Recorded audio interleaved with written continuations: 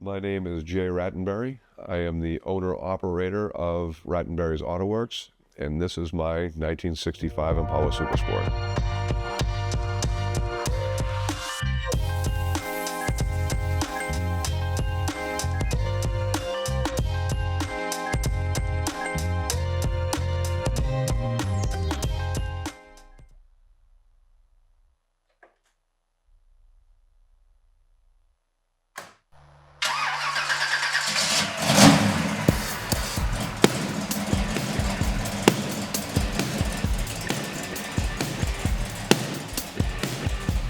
It was a factory super sport car. It was built in Los Angeles, California. Aside from the engine, transmission, and the air conditioning system in the car, that's really the only modifications made from factory. The engine, it is a GM Performance Crate 502, so it's a 502 cubic inch big block Chevy. It has Hillborn fuel injection system on it. It has Super Competitions headers on it. That's 2 1/4 primary tubes and 3.5 inch dumps. 3-inch mandrel bent exhaust all the way back. It's got the original 12-bolt rear end in it with 390 gears, turbo 400 transmission that has been built and polished. There is a hood for the car. It's being shown today without a hood. I have a fiberglass hood that I put on it, and as well as the original steel hood that came with the car factory. Back when I was younger, my father bought a 1968 Chevy Impala, and somebody had painted it with a roller, and it was yellow, house paint yellow, and we lovingly called it the banana. We all scraped the paint off of it. It went to a body shop and got painted midnight blue. It had a black interior and a 327 small block Chevy engine in it. My brothers spent a lot of time working on it along with my father, and seeing that as a young kid just kind of struck me, and I guess you can say the gasoline was in the blood at that time.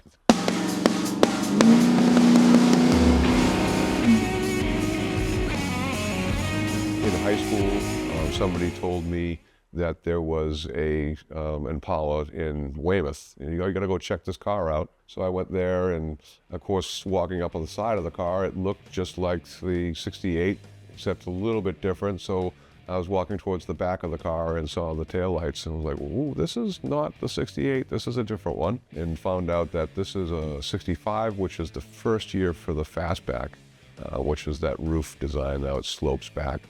And each year Impala had a different taillight setup, so you could tell what years they were. So I saw this car. I think it was for sale. The price on tag on it was like $3,500, I think it was at the time.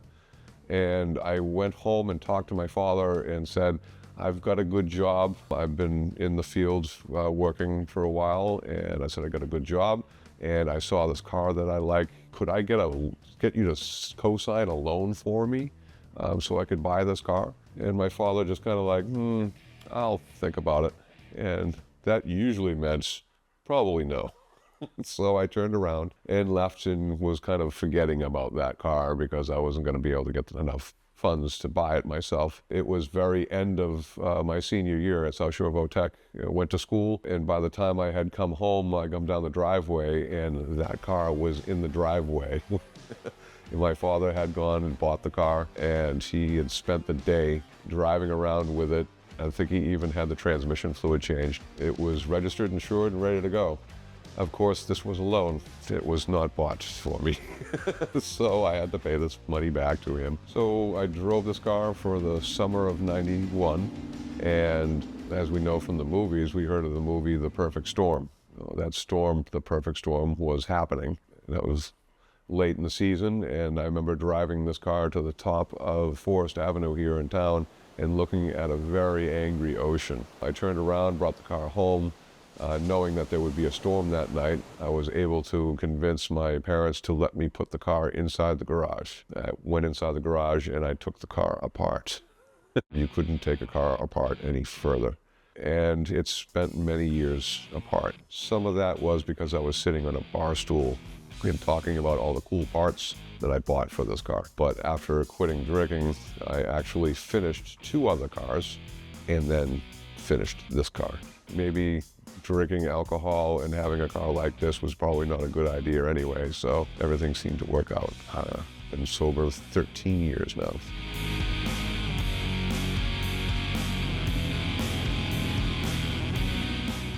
So trying to put this one together was tedious, trying to match the colors that like the interior had that weren't something you could just buy off a shelf. And a lot of people will look at the car and think, well, you just, you call up Summit and you buy this or that and you put it on the car. That was always the joke, putting the car together. What are we doing tonight? Oh, well, we take the parts off the shelf, you put it on the car, and you make a car. It's just that easy. Well, usually it was, okay, we want to put this on the car. Here's the original hardware.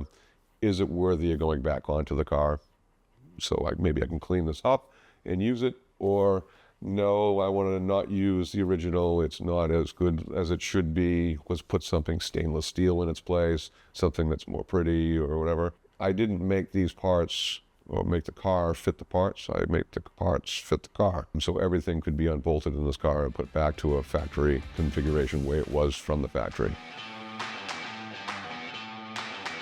The reason why I put the most level of detail into this car is because I guess it was the love, that old car, the 68 Impala that we had, and wanting to have something that was what I would see in car shows and things. We used to have the show World of Wheels up in Boston, and seeing some of those real show winners of people that would go across country and show their cars. I guess that was where it started, was, boy, having something that was just better than it was when it was new. It was kind of the passion when I drove towards. And at the same time, when I started the project, I was like 16, 17 years old. And prior to that, of course, in my generation, getting your license was really something you had to do quickly. So 16 and a half, I had the license and I was going. But if there was any way of having a license prior to that, I would have. So there was a lot of dreaming, at 13, 14, 15 years old of, boy, if I had a car like this is what I would do to it. So there was a lot of the planning of what I wanted was done at a very young age. And then you start in on the project and trying to get to that goal. Of course, things do change. And if I were to start all over again, I may not have gone this route with the car, but I had to finish the project that I started. And this is, I guess, the product of a 14-year-old kid. This car would be a strong 98% done.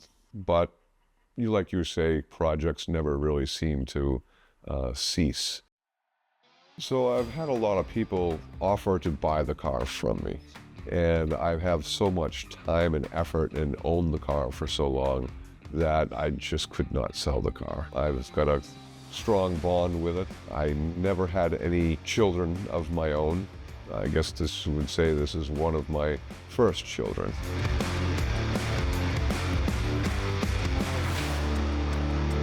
So yes, I think I'm keeping this one.